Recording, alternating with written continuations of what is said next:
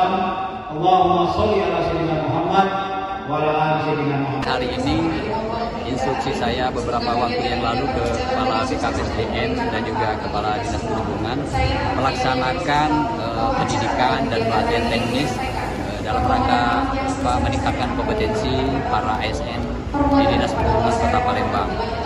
Dengan harapan mereka memahami tugas pokok dan fungsi, mereka juga tahu bagaimana tata cara pengaturan lalu lintas, tata cara pengaturan parkir, dan lain sebagainya. Nah, masalah teknis ini pendidikannya ini pejabat-pejabat, malahan pejabatnya diwajibkan ikut dalam pelatihan ini, khususnya yang administrator, eselon 3, itu ikut bersama-sama dengan pegawai-pegawai yang pengawas, pelaksana maupun dari P3K.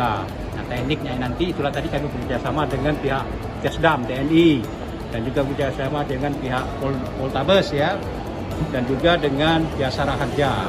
Kami bekerjasama terkait pertama dengan kepolisian tentunya masalah pengaturan, nanti masalah TBB kita kerjasama dengan TNI, terkait nanti masalah Jasara Harja kalau seandainya terjadi laka, terjadi apa-apa nanti biar lebih cepat dalam pelaksanaan ini di lapangan. Nanti pengurusannya, masalah asuransi dan macam-macam terkait dengan nanti di lalu lintasan.